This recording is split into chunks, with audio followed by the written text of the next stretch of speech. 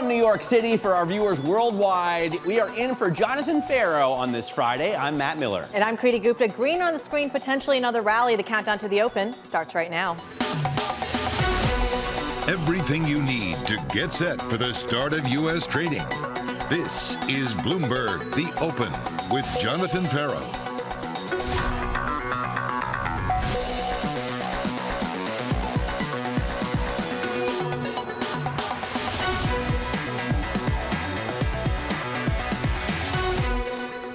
We begin, as Ferro does every day, with the big issue, turning the page on another messy month for markets.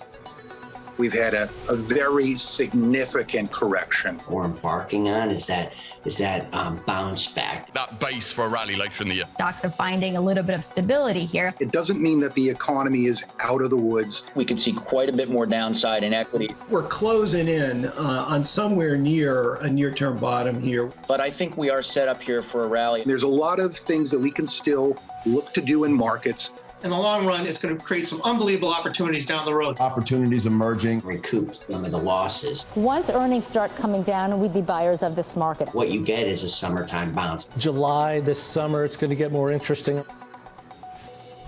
Joining us now, Academy's Peter Tchir and Joanne Feeney of Advisors Capital Management. Welcome, welcome. Thanks so much for joining us. Joanne, let me start with you. Does it feel like we've come to a turning point here in terms of relative calm set in and investors ready to buy equities? Well, good morning, Matt and Kriti. It could very well be. I think we should, continue to recognize, though, that there's an awful lot of real risks out there in the economy, and we're going to continue to look at earnings. And as we've seen, some companies doing better than expected and are getting rewarded for it.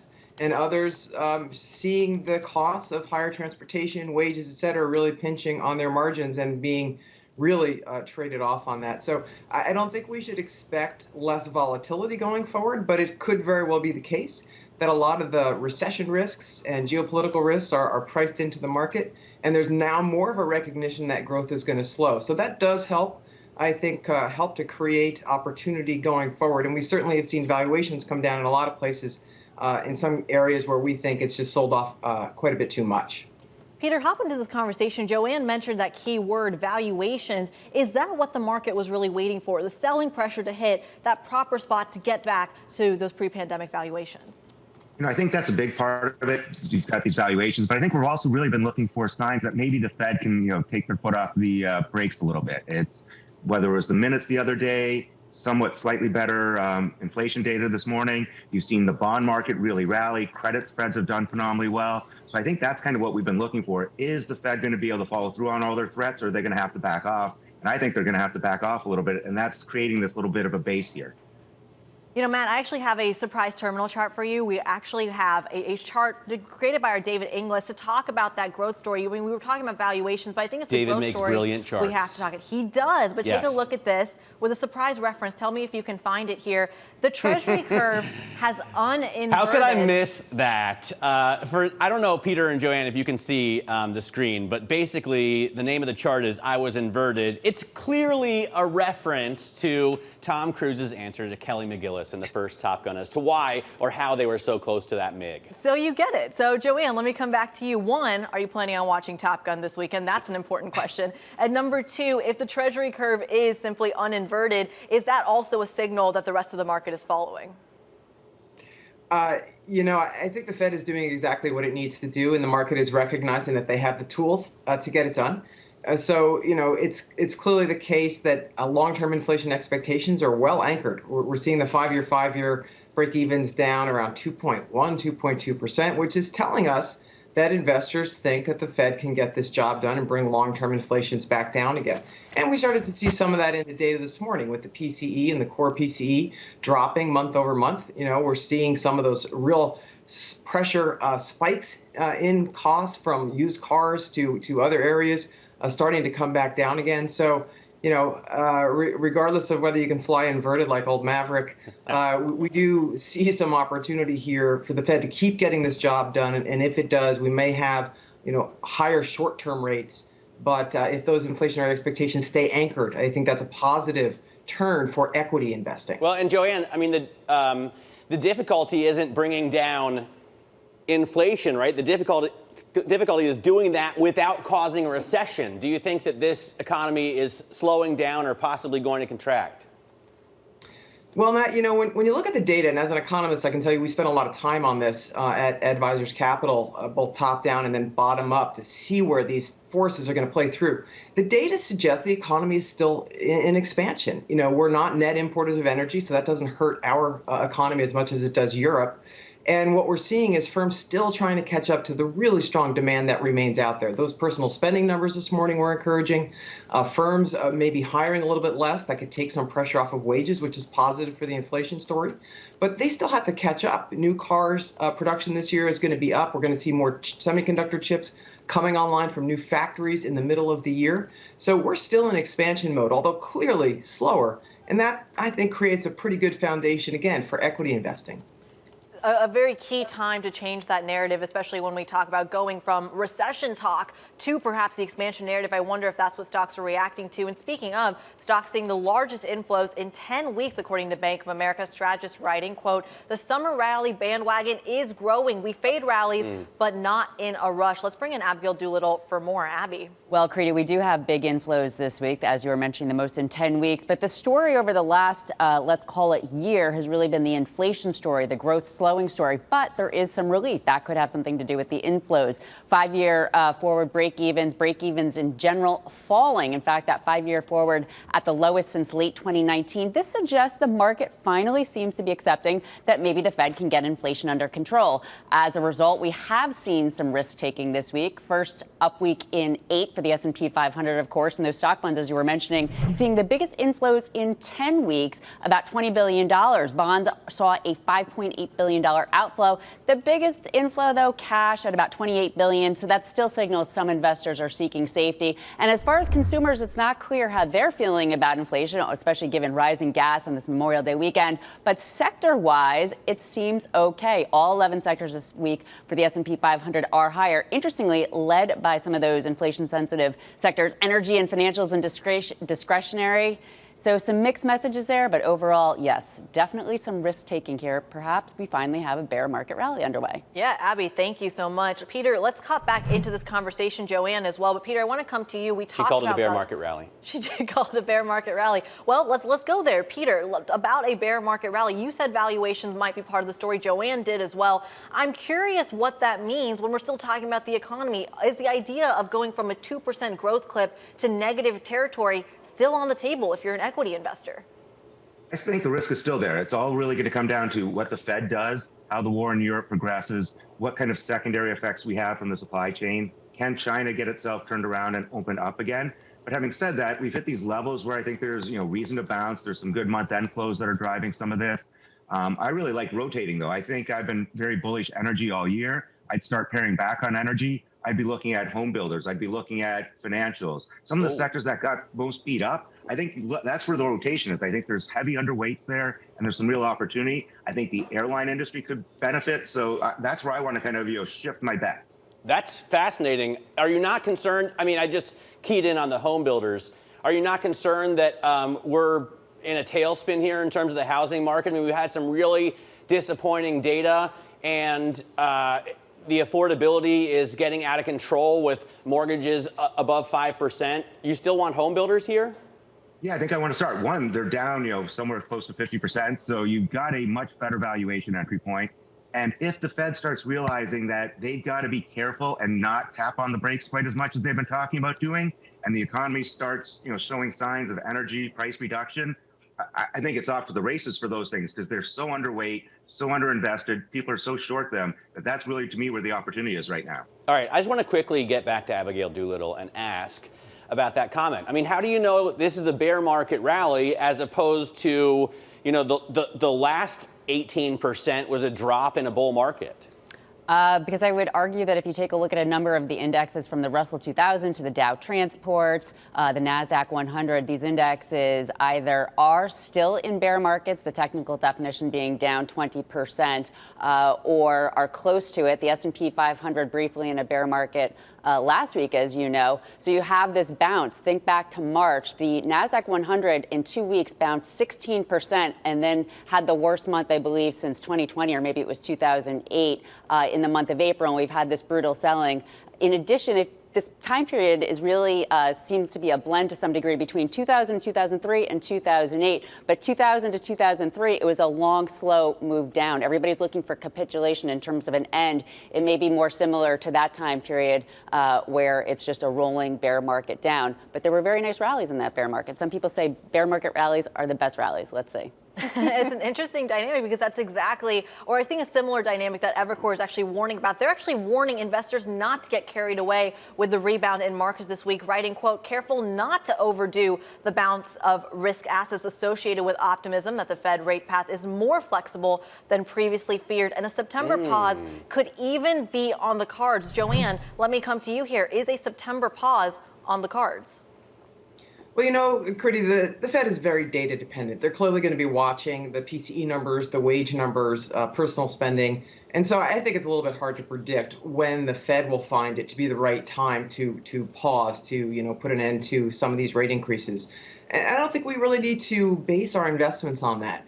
Not investors, investors are not all the same, right? We have different types of folks at ACM.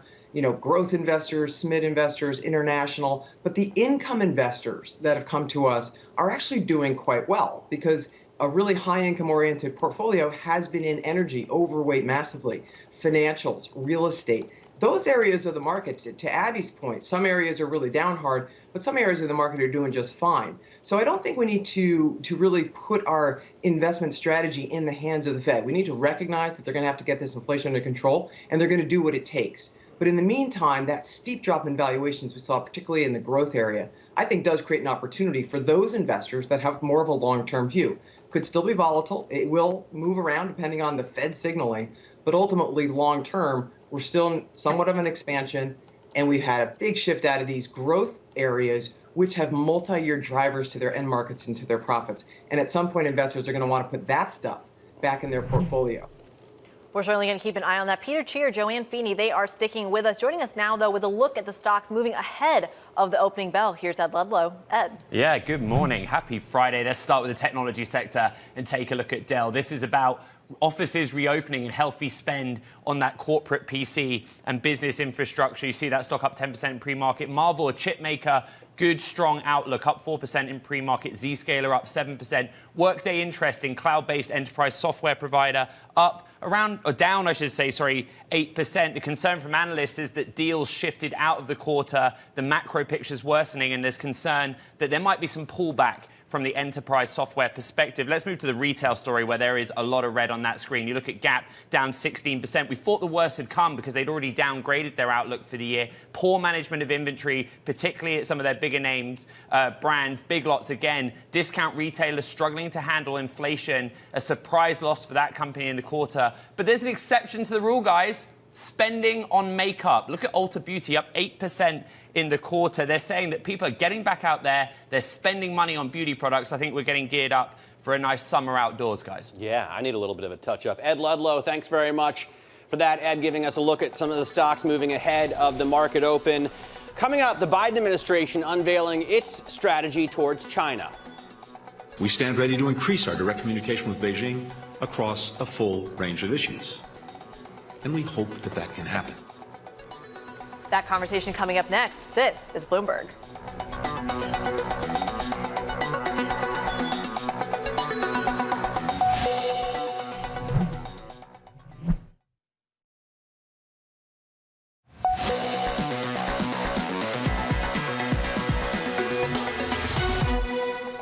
We are not looking for conflict or a new Cold War.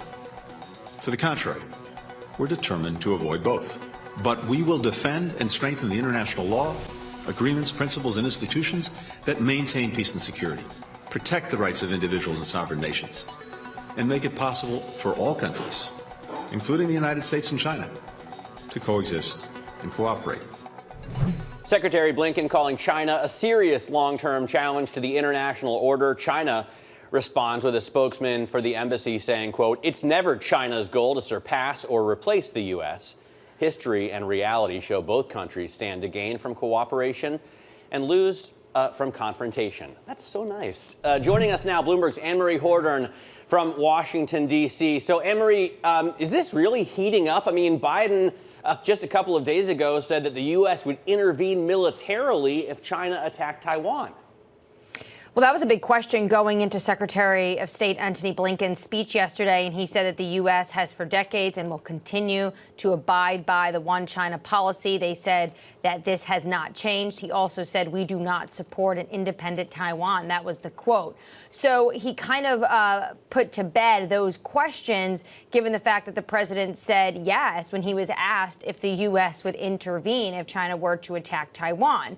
But this speech, this long-awaited speech that we got from the Secretary of State, what many are saying that are familiar with the matter, that this really mirrors what the administration is doing and their classified China policy behind the scenes. But there wasn't anything too earth-shattering, but there was very frank statement towards Xi Jinping himself. And one quote that I want to bring to your attention was he said, under President Xi, the ruling Chinese Communist Party has become more repressive at home and more aggressive abroad. So there was some quite frank discussions against Xi himself. When it comes to the policy, it was really about how the United States views how they're going to compete with China, maybe contain China, and it really was about shaping the world around Beijing. And they want to do that by investing at home, bolstering their allies, most notably in the Indo-Pacific, and then, of course, competing with China when they can, economically and militarily. Anne-Marie Hordern, our Washington correspondent, joining us from D.C. Thank you, as always. Peter Tchir, Joanne Feeney, they are still with us. We talked about the valuation side of it. We talked about the growth side of it. Let's talk about the supply chain side of it. This issue that Anne-Marie just talked about, essentially making Beijing the center, at least from the Chinese perspective. That's interesting given the ripple effects you're seeing throughout the entire world. You heard it from Gap. You heard it from Costco. You heard it from NVIDIA. COVID lockdowns are getting in the way when it comes to Shanghai, when it comes to Beijing, and getting those exports out. How much of a risk is that in the near term? Peter. Perfect. So I think the supply chain issue has been going on for years, right? Even before COVID, we saw a lot of U.S. companies, I think, frustrated with their business experience in China, whether there was more IP theft than they hoped for or thought they would see. The business opportunities never developed. Then I think we saw during COVID, supply chains disrupted. And now since the invasion of Russia into Ukraine, I think more and more people are aware, like, wow, we've got to be very careful in what our supply chains look for. And so I think companies are viewing things much more a security sort of lens standpoint. How secure are my supply chains? How robust are they? Do we have redundancies built in? And I think that's what's going to shift the global economy for the next few years is a realignment of where you get suppliers. I think it's going to be huge for Mexico. I think more and more U.S. companies are going to say, we want to build things here. We want to build things in Canada. We want to build things in Mexico and South America and move away from that region where we have far, far less control. But, Peter, it would take a long time and be almost impossible to unravel global supply chains from China. I always ask the big car makers when I talk to them about this, what will you do if the U.S. gets into real conflict with China? And there is nothing they can do. It doesn't seem like the markets are reacting at all to this geopolitical tensions between the U.S. and China or any more to Russia and Ukraine. Right. I think a lot of it's kind of settled into the status quo. I think you're seeing some of this progress being made. I do agree. This is a 2 to 5 year sort of project where we move things around, we shift supply chains, and that will ultimately be good for the economy, right? We're going to have more jobs, better jobs, more secure supply chains.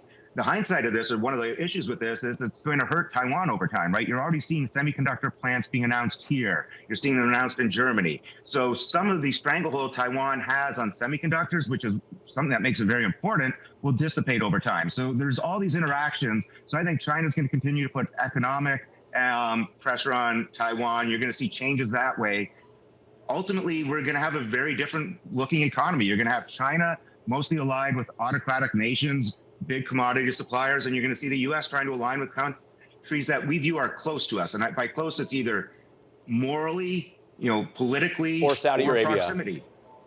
So I think that's one of the ones right now that's a big issue, right? I think China is pressing Saudi Arabia to do more and more business with China. They are pointing out what the U.S. government did to the Russian central bank's holdings of U.S. dollars, right? We basically weaponized dollars. So if you're a country like Saudi Arabia, you might be very cautious to hold so much of your assets in treasuries. You want to do business. And on top of that, on the energy side, we sit there every day saying, we want less energy. We want less energy. China's fine with energy, right? China is going to be buying fossil fuels for 30, 40, 50 years to come.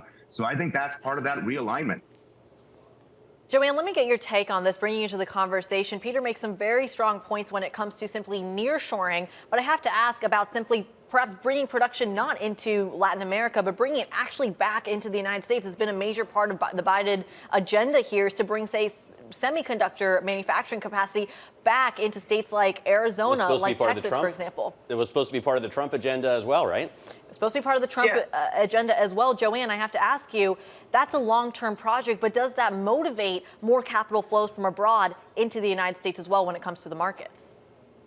You know, I don't think we're going to see as much deglobalization as Peter suggests. I think, first of all, the incentives are pretty strong, and the installed base of technology around the world, I think, is just going to grow. What we are seeing from companies, though, is a move towards precautionary inventory stocks, right? So being a little bit less, you know, on time, everything, and so that they can ride out any volatility. China has a strong incentive to maintain its connection with the global economy. And I guess I don't see China moving, you know, away from that integration as much as some others might. The incentives are simply too strong. And while, you know, Taiwan Semi certainly has been a dominant player, Samsung is also a big player. And, you know, clearly we're seeing Intel move into the foundry business with that, you know, operation now opening up in Ohio at some point with government subsidy from the U.S. So we're seeing some diversification. I think that is a positive thing. We're seeing some move out of China into Vietnam and other areas in Asia, which I think is positive. Diversify those risks, no question. And I think, by the way, that move to build precautionary inventories against some of those risks is a positive one for GDP growth. It's another reason why we're going to see growth continue. So, you know, overall, I think we should expect to see, you know, continue to see an internationally diversified supply chain, a little bit more onshoring here in the U.S., but ultimately a still resilient globalization. Joanne, great to get your take. Thanks so much for joining us. Joanne Feeney there from Advisors Capital Management. Peter Tchir, always good to talk to you as well from Academy. Coming up, the morning calls, and then later, J.P. Morgan's Jack Caffrey reveals his outlook for markets this summer following another volatile month. That conversation still ahead. This is Bloomberg.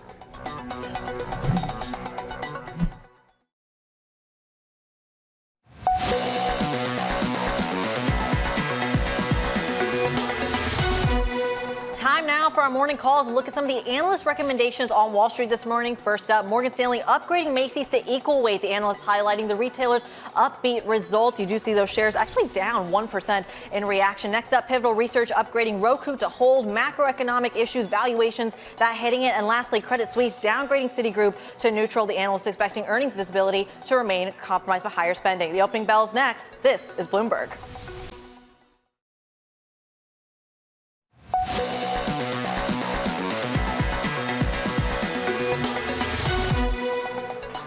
Welcome back to the close. We could put an end to the close. It's the open. I have been here for a long time. We could put an end to the longest losing streak, weekly losing streak, since 2001. We've had 7 weeks in a row of losses for S&P and Dow Jones Industrial Average. We're looking at the possibility of an 8th week up here. So euro dollar not doing a heck of a lot, stuck at 107 as it has been for a couple of weeks. The 10-year yield at 272, now going back down. It came up a little bit yesterday, but remember on Monday it was at 286. NYMEX crude coming down a little bit. It was at almost 115 earlier this morning, now 113.64. So, you know, other than stocks, there's really not a heck of a lot to talk about in these markets. Maybe we just need to finish the month of May and start going bonkers this summer. Joining us now with some breaking news from Normal, Indiana. Is it Indiana or Illinois? I always forget.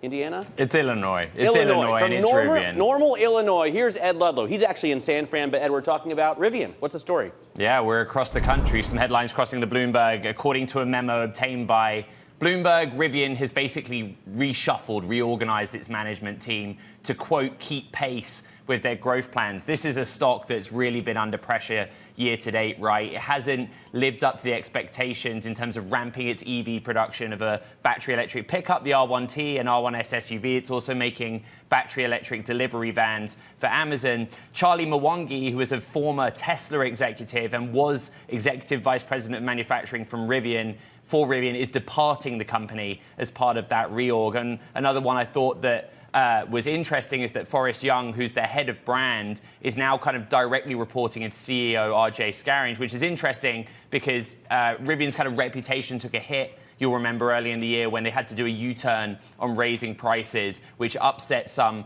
existing customers. So changes of that company, the stock kind of reacting in pre-market. And at the open, we're up around 4%. Some other movers that I'm watching, why don't we pivot to the technology sector and look at Dell. Dell higher, as we look at it, around 18%. This is amazing. Wow. There's always an exception to the rule in the market, right? When we're worried about consumer confidence, inflation, supply chains, Dell proving that they're strong. Business spending on PCs and tech infrastructure strong. Retail sector, the opposite story. Look at Gap and Big Lots, both down more than 10%. Gap's problem managing inventory. They did not do well in the quarter, having already revised their guidance once earlier in the year. They revised it again. Big Lots, the discounter, recording a surprise loss, struggling to manage the cost of inflation and whether to pass on to the consumer. And finally, Didi, interesting, Chinese ride hailer, up 9% in early trading. A Bloomberg scoop, according to sources, the Chinese-backed automaker FAW taking a stake in the company. Ed Ludlow, thank you as always. After outperforming throughout most of the year, value's day in the sun, well, it might be finally coming to an end. That's the view, at least from Bank of America and Credit Suisse, both downgrading value stocks thanks to peaking bond yields and slowing economic growth. Bloomberg's Abigail Doolittle is joining us now with more. Abby. Well, it's also the informal view of Nomura. Yesterday, I interviewed Matt Rao of Nomura on Options Insight, and he was talking about how this is certainly the end of the high growth beta trade into that value trade that everybody's talking about. But this expectation's been here for a while. It's taken a while to develop. In fact, back in 2020, the expectation was big after the pandemic rally. So there was a pullback for not only growth relative to value, but also, get this, the Bloomberg U.S. Pure Growth Portfolio. I mean, if that's not growth, but we're looking at that there in blue, and then back higher into the beginning of this year, and now you can see a big nosedive lower and probably likely to go down. Now, Morgan Stanley's Mike Wilson, of course, has been having another career-making year.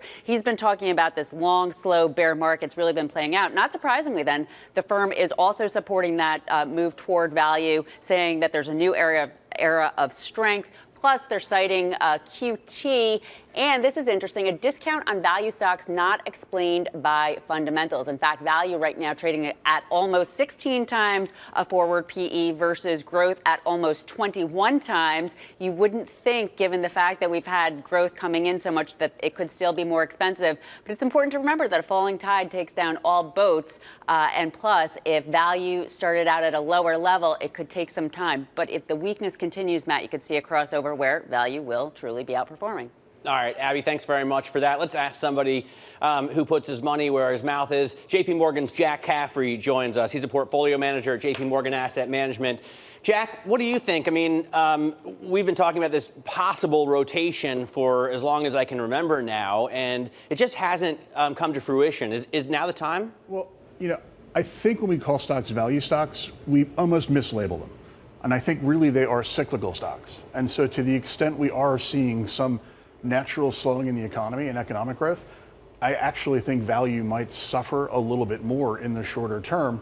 And if investors do become a little bit more confident in that stabilization and growth, can you actually see some rotation back to growth stocks? The more secular names, where in this case, you know, expectations have been marked down much more dramatically than you've seen in value. Value's also benefited, though, because energy is a big part of value. And to the extent oil prices are up 100+% year to date, you've actually made some large part of value cheaper just because of the inflation problem energy's been causing us. I'm so glad you went to value here, because value, I think, comes to your point with so many definitions. You can look at it from a capital expenditure point of view, where you find the industrials, the energy stocks. You can also look at it from, say, a cyclicality point, as you said. But I'm curious if value is also, say, your bellwether. And if it's your bellwether, is Apple, is Microsoft perhaps the new value? Is Apple or Microsoft the Coca-Cola that once used to be the value stock? You know, I think they are sort of I think names like Apple, like Microsoft, like Meta, Meta might be becoming value at this point with the amount it's been marked down. Those are growth. And I think that's one of the challenges this market has had, is that the new four horsemen, if you will, of the stay at home, work at home segment had become 25% of the market. And so when those stocks don't work, almost definitionally, the market won't work just because of the way it's weighted. That's created opportunities. A year ago, energy was 1.9% of the S&P. Today, it's 5%. That's if you not really a stealth bull market within the rally in energy, but it doesn't take a lot of money leaving former leaders to actually make some things that have been left behind, whether they are cyclical or not, to actually start working. And so you've seen some of that going on. We've seen massive markdowns, by the way. I mean, some of the names that both of you are talking about, I was just reading Brad Stone's Big Take piece, which is awesome, by the way. Yeah. He points out Amazon down 36%, Tesla down 38%, Meta down 45%, Zoom down 44%. That's all year to date. And Bitcoin, of course, down 48% as well. So it's pretty amazing the markdowns we've already seen. Yeah, and to your point, and to both of your point, actually, you made essentially the idea that if you're not confident on tech, you're not confident on the benchmark from a purely mathematical weighting point of view. But I have to ask, some of these names, this sector, I should say, is the fastest growing sector in the S&P 500 right now. And yet it's being, I want to say, punished when you look at the latest stock moves. Right, but there's always the intersection between what can you deliver versus what I think you can deliver. And to some extent, you have certainly seen better delivery out of the more cyclical names over the past year. That becomes harder with a lapping of stimulus. That becomes harder when the consumer is forced to decide, do I buy a new couch? I don't need one, I've already got one. Or do I fill up my gas tank? And when you start going, I was in upstate New York over the weekend, $100 to fill up a gas tank. That hurts. That's a tax increase on the consumer. And I won't say it's forced consumption, but it's forced consumption if you want to get around. And so to some extent, portfolio management. Eating certainly is. Not for me. But that would just be what my doctor would tell me. Well, let's talk about liquidity then, because that's the other component of it. I feel like a lot of these tech names, at least in peak pandemic in 2020, were rallying, or even I would argue airlines or cruise lines were rallying because of the amount of cash they were able to get on their balance sheet. Now the cash is probably eroding or being used for M&A. What happens to the liquidity picture? Well, I think the liquidity picture over the last year has been accelerated. I'm not an expert on market fundamentals and plumbing, but I do think we have had some double counting when we start talking about liquidity. Because if you go out and you buy an ETF, the creation agent for that goes out and then has to go buy the stocks underpinning that. And so to some extent we say we're seeing 12, 13 billion shares trading. 40% of that is ETF. Some large amount of that 40% of ETF volume is also turning into equity volume. So I do think that there are some challenges when you start moving individual stocks around from a liquidity perspective. I also think over the past month and a half in particular, we've seen a bit of a plumbing problem because we've actually created a market over the last 20 odd years that's been one way in nature. You don't have anyone who's trained to be a contrarian. And I would say to some extent that's where we started this conversation. Value investors are typically contrarian investors, and they're maybe not happy to be early, but they're willing to accept they're going to be early. The amount of pain value investors were taking from March of 2020 till, call it December of this year, put a lot of people out of business. And so there is no one who really wants to say, I want to buy that thing down. When we talk, Matt's comments, you've got names down 38, 40%. The S&P went down 45% in 08, 09. We were talking about the world ending. We aren't talking about the world ending when we look at some of these declines, and you've declined all the way to 30 times earnings. That doesn't seem cheap. That embeds a lot of, you really have to grow for a long time. You really have to generate a lot of cash. And since I'm a dividend growth manager, I'd actually like you to be returning that cash to me and let me make some of those reinvestment decisions rather than you keeping it all for yourself to decide what to do. By the way, we are talking about the Fed going from 0 to 250 or 0 to 300 in a year, right? And for people who've been through big hiking cycles in the past, you and I are probably the only ones. You are calling me out for being old. That's okay. That's not so much. But he does it all the time. I just wonder, the old guys always say, don't fight the Fed, right? This is what I hear from Paul Sweeney, who has a 30, 40-year banking career. Is it okay if you price in the Fed? Can you then move on? Well, I think you have to respect the Fed because they kind of control the rules of the game. They control the liquidity. I also would say, look at how we responded this week. They've been telling us in speeches that they're not going to move 75. And now they write, we're not moving 75, and suddenly that is the good news. Like, well, they've been telling you what they're going to do for some time. Well, a lot of people took the minutes as dovish because they said, confirmed what they've been telling you. Well, but also, if we raise enough now, we can cut more later. Yeah, but if we raise enough now, then we've actually made earnings estimates at risk. So I should be buying stocks on the fact that you're telling me you're going to create more risk in the fundamentals. And so we come back to this interplay: fear, greed, psychology, and fundamentals. Down 7 weeks. At some point, you're going to say, "I'm tired of selling." All right, Jack, you don't seem old to me. You look experienced. You're experienced. That's makeup. You have a look of wisdom about you. Jack Caffrey, thanks very much for joining us from J.P. Morgan Asset Management. Now, stocks are, it looks like, bouncing back this week, at least so far. Not as pretty for crypto, however. Bitcoin facing an 8th week of declines. That would be its worst run since 2011, which for Bitcoin is like its entire life, pretty much. Ed Ludlow rejoins us with more. Ed? Yeah, it's interesting because we've been talking a lot about the high correlation between Bitcoin and stocks, the S&P 500 or the tech-heavy NASDAQ 100. But ultimately, Bitcoin's been kind of trading sideways, treading water around $29,000 per token. It's been under this streak, right? I think we have a beautiful Bloomberg terminal chart we're about to show you that in the weekly losses context, things look pretty ugly for Bitcoin, right? That's a lot of red on the screen. And while equities have broken out, albeit temporarily, from this weekly pain, Bitcoin's not been able to. That said, there is some nuance on it. Bitcoin's been kind of behaving like the haven asset within the crypto space. You look at some of the altcoins, for example. I'm talking about Avalanche, Polkadot, Solana, all these names that, Matt, you love. They've been suffering because of the sell-off, the pain associated with Terra, the Terra block, the Terra USD token, and its sister token Luna. So while we have seen really big declines this week in those altcoins and some of the ETFs linked to those and crypto-related stocks, yes, Bitcoin's got that horrible weekly run, but it's kind of held steady at that $29,000 per token mark. All right, Ed Ludlow, thanks very much for joining us. You're 100% right that I love the name Polkadot. I just don't actually know what the coin does. Coming up, investors keeping an eye on the supply side amid lingering recession concerns. It would be wonderful, for example, to also have labor force participation go up, especially among women. That would help. It would be wonderful to have supply chains improving. That would help. Is all that going to happen in the short term? Very unlikely.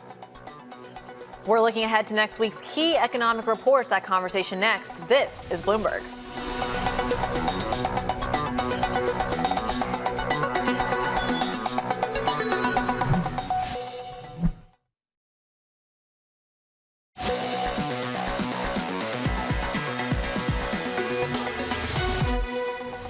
The key issue is whether we get a surge in productivity, and you can get that with all sorts of things happening underneath. It would be wonderful, for example, to also have labor force participation go up, especially among women. That would help. It would be wonderful to have supply chains improving. That would help. Is all that going to happen in the short term? Very unlikely. A host of U.S. economic data on the docket next week, including the U.S. payrolls report. Bloomberg's Mike McKee joins us now for more. Mike.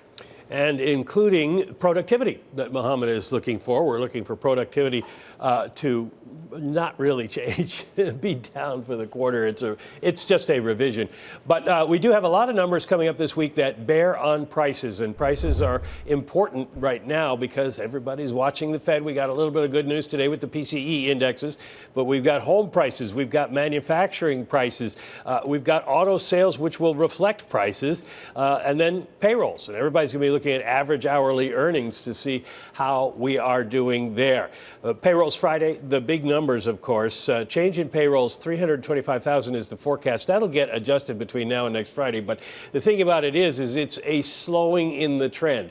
That would have been a lot 2 years ago. But now after the pandemic, we've been in the many hundred thousands range, and that's a slowdown. Unemployment's supposed to tick down again. We'll wait for that to level off. And then, of course, you've got your average hourly earnings supposed to tick down again, and the participation rate expected to go up. Now, one interesting thing that follows from today's numbers and the other inflation numbers that I wanted to point out to you guys is it's too early to say that we have gone a long way towards the Fed's goal, but the markets have. Take a look at this. That's the yield curve on top. That's the white line. The blue line is the yield curve on September 22nd, when the Fed first mentioned the idea of speeding up tapering and bringing forward its rate increases. And the red, that is the area which the Fed defines 2 to 2.5% as neutral. So the market has already put us above the Fed. You're paying the kind of rates you would pay at a terminal level. So it'll be interesting to see if perhaps the kind of markets we have these days with instantaneous information speed up the transmission process. Those long and variable lags might become shorter and a little bit less variable. Well, we did see mortgage rates come down, right? Last week they were at 5.25 to 5.27, and this week they're at 5.10. So yeah, banking people are saying that is a question of supply and demand market forces, because people aren't taking out mortgages. So to get people more interested, the banks had to lower rates. Pull them down a little bit. Mike, thanks so much. Michael McKee there with a look at all the eco data that we've seen. Oil prices lingering well below the peak. They still really feel high, though. All signs pointing to a red-hot summer that will get the market rallying again. Bloomberg's Abigail Doolittle is back with us for more. Abigail? Well, Matt, it's interesting because we do have oil off the peak, but not so much at this point. It's super interesting only because the move higher in oil earlier this year, it was parabolic in nature. It was straight up. Typically, you'll see that reverse straight back down. That has not been the case for oil. After going to close to $130 per barrel, it then went close to 90, but then has really been buffered in this trading range as traders bet that it is a stable market. And right now, looking at that 1-year chart, that 6-month chart, it appears to be a stable chart or stable market. It's a very nice uptrend. Now, some of this probably, of course, has to do with the fundamentals. One piece of that, OPEC, about a 1/3 producer of the world's oil, they produce about 28 million barrels per day. Their spare capacity right now is about 5 million barrels, so not the biggest buffer. That could be one reason to think that oil is stabilizing here, especially as we go into the summer driving season. Now, when we talk about high oil in the winter, we're of course thinking about heating costs, but in the summer, especially going into the Memorial Day weekend, we're thinking about high gas prices. Well, right now, gas is at about $4.60 per gallon, according to AAA. That is almost 40 minutes of work, Kriti, at the federal minimum wage, the highest since 2008. Not the best ratio, and it appears that it could keep going higher. So maybe there is reason to think that peak oil, at least right now, that maybe it's ahead. Abigail Doolittle, thank you so much. Matt, she just showed my chart of the day. That was so cool. Was that your COTD? That was my COTD. Abigail Doolittle did it, and now I'm extremely flattered. Of course, Dan Curtis helped with it. It was really his idea, but, you know, a team effort over here at Bloomberg. But a key point going into the summer driving season. Yeah, and I will say that you may know I just ordered a 6.2-liter V8 from General Motors. You've mentioned it once or twice. Yeah. So the bad news is I'm going to get like 14, 15 miles per gallon if I drive conservatively. The good news is it only has a 23-gallon tank. So it's only going to cost me like $130, $140 to fill up. But I wonder how many of the average American drivers can do that, especially when you see some of these gas prices really hitting the lower income more than they're hitting, of course, it's the more becoming, insulated. I think, very expensive for people to do. I've just come from Berlin, where gas always costs this much. Sure. So to me, it was a discount when I first got here, and now we're getting to normal prices. But for most people, maybe time to think about buying a hybrid or Lucky you. an electric car. Coming up, the market-moving events that you need to be watching. That's next in our Trading Diary. This is Bloomberg.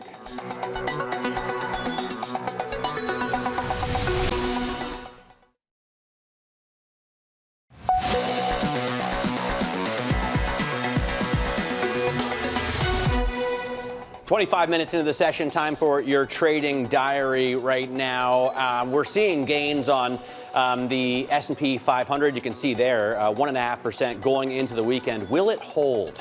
Is the question, because it's a long weekend, obviously, and a lot of times investors like to get flat. In terms of the Trading Diary, the UMich Consumer Sentiment Survey coming out at the top of the hour, so watch for that. Very important as we focus on retailers this week. Looking ahead to next week, Fed speak from Fed Governor Waller on Memorial Day. So if you're not on the beach and relatively sober, definitely tune in. Bullard and Williams on deck for Wednesday. Initial jobless claims on Thursday, and rounding out the week with the U.S. May payrolls. That was our countdown to the open. Kriti, it's been a pleasure working with Been you. a pleasure, Dream Team. John Ferro, the real Dream Team, will be back next week. This is Bloomberg.